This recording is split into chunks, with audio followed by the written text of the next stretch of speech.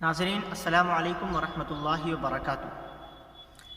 हमने ये जान लिया है कि फ़राइज़ नमाज 13 हैं, यानी नमाज के अंदर 13 चीज़ें ऐसी है कि जिनमें से अगर एक भी छूटती है तो फिर नमाज नहीं होती।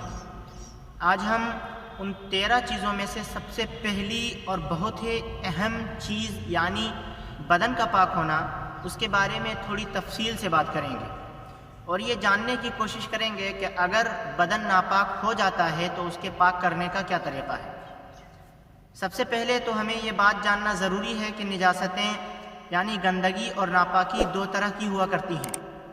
एक नापाकी वो होती हैं जो हमें दिखाई देती हैं और एक नापाकी वो होती है जो हमें दिखाई नहीं देती। तो जो नापाकी हमें दिखाई देती है उसे हम हकीकी निजासत कहते हैं, ज़ाहिरी निजासत कहते हैं, और जो हमें दिखाई नहीं देती उसे हम हुक्मी निजासत या हुक्मी नापाकी कहते हैं। सबसे पहले बात करते हैं उस निजासत की जो हमें दिखाई देती है। तो जो निजासत हमें दिखाई देती है जैसे पैखाना, पेशाब, खून, पीप या और भी गोबर, लीद जो चीज़ें हैं, वो अगर बदन में लग जाए तो उसके पाक करने का तरीक़ा बिल्कुल आसान है कि बदन को धो दिया जाए। लेकिन जो नजासतें हमें दिखाई नहीं देती लेकिन वो नजासत होती है, और ये दो तरह की हैं। एक तो ये है कि आदमी बेवुज़ू हो और एक तो ये है कि आदमी को गुस्ल की ज़रूरत हो। इस निजासत से पाक होने का तरीक़ा ये है कि आदमी वुज़ू करे तो वुज़ू वाली जो निजासत है यानी हदस असगर, इससे पाक हो जाएगा, और अगर आदमी नापाक है तो उसके पाक होने का तरीक़ा यह है कि नहा ले, गुस्ल कर ले।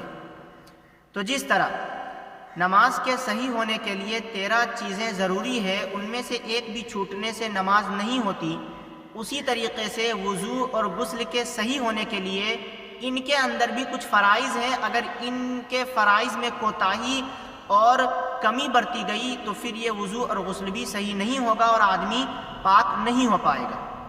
आज की इस वीडियो में हम इन्हीं वुज़ू और गुस्ल के फ़राइज़ के बारे में बात करेंगे।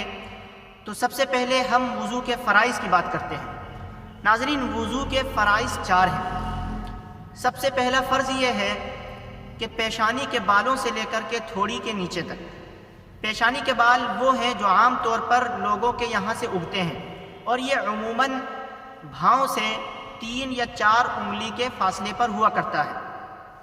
तो वहाँ से लेकर के थोड़ी के नीचे तक, यानी ये जो हड्डी हमारी रहती है इसके नीचे वाले हिस्से तक, यहाँ तक चेहरा धोना है। ये तो हमारी हुई लंबाई के एतबार से। अब चौड़ाई के एतबार से अगर चेहरे की हद देखें तो ये एक कान की लौ से दूसरी कान की लौ तक, लौ इस हिस्से को कहा जाता है जहाँ पर औरतें अपने जेवरात पहनती हैं कान में। ये तो चेहरे की हद हुई कि हमें चेहरा किस तरह धोना है। याद रखें, कोई भी उज़्व जो हमें धोना है उनमें से एक बाल के बराबर भी कोई हिस्सा सूखा नहीं रहना चाहिए, वरना वुज़ू नहीं होगा। एक फ़र्ज़ तो है चेहरे का धोना, दूसरा है दोनों हाथ कहनियों समेत धोना, यानी दोनों हाथ को कहनियों तक धो लेना है। तीसरा है चौथाई सर का मसा करना, यानी अगर किसी ने चौथाई सर का मसा नहीं किया तो उसका वुज़ू दुरुस्त नहीं होगा, उसकी वुज़ू नहीं होगी। चौथाई सर यानी सर का एक चौथाई हिस्सा, सर को 4 हिस्सों में बांटा जाए तो एक हिस्से पर मसह करना ज़रूरी है। अब सर पर जो हम मसह करेंगे और एक चौथाई की तायीन करेंगे तो इसके बांटने की तरतीब क्या होगी। तो उलमा ने इसकी तरतीब यूँ बयान की है कि सर का ये अगला हिस्सा एक हिस्सा माना जाएगा, पीछे का हिस्सा एक चौथाई हिस्सा है, इधर सामने का हिस्सा एक है और इधर एक है, तो ये 4 हिस्से हो गए सर के। तो इनमें से अगर किसी शख्स ने एक चौथाई सर पर मसा कर लिया, मान लीजिए कि किसी ने तर हाथ को यूं अपने सर के ऊपर फेर लिया तो उसका मसा हो जाएगा। तो इस करने की वजह से वुज़ू तो हो जाएगा, लेकिन यह याद रखें कि पूरे सर का मसा करना ये सुन्नत है। यानी अगर आप पूरे सर का मसा करते हैं तो आपको वुज़ू भी होगा और आपको सवाब भी मिलेगा। चौथी चीज़ है, यानी चौथा फ़र्ज़ है दोनों पाँव टखनों समेत धोना। टखनों को लेकर के पूरा पाँव धो लेना है।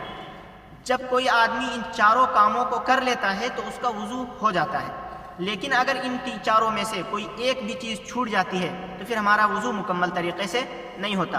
اب آتے ہیں غسل کے اوپر۔ نہانے یعنی کوئی آدمی ناپاک ہے تو اس کے پاک ہونے کے لیے 3 چیزیں ضروری ہیں۔ جب وہ ان 3 چیزوں کو کرے گا تو وہ پاک ہو جائے گا۔ پہلی چیز ہے کلی کرنا۔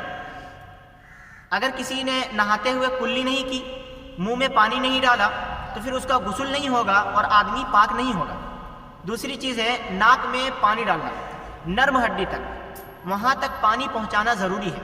اگر کسی نے ناک میں پانی نہیں لیا تو پھر اس کا بھی غسل ہے وہ نہیں ہوگا اور وہ آدمی پاک نہیں ہوگا۔ یہ تو 2 چیز ہوئی۔ تیسری چیز ہے تمام بدن پر پانی بہانا، اور اس طرح پانی بہانا کہ ایک بال کے برابر بھی کہیں سوکھا نہ رہے۔ اگر کہیں سوکھا رہ جاتا ہے تو اس کا غسل مکمل نہیں ہوگا اور آدمی مکمل طریقے سے پاک نہیں ہوگا۔ لہٰذا اگر ہمارے بدن پر نجاست لگی ہوئی ہے، خواہ وہ دکھائی دینے والی ہے یا نہ دکھائی دینے والی، تو ہمیں چاہیے کہ ہم ان نجاستوں کو اسلامی طریقے سے، جو ہمیں اسلام نے طریقہ بتایا ہے یا جو ہم نے ابھی سیکھا ہے، اس پر عمل کر کے مکمل طریقے سے پاکی حاصل کریں۔ اللہ تعالی ہم سب کو پاک، صاف، صحیح ایمان والا اور صحیح راستے پر چلنے والا بنائے۔ آمین۔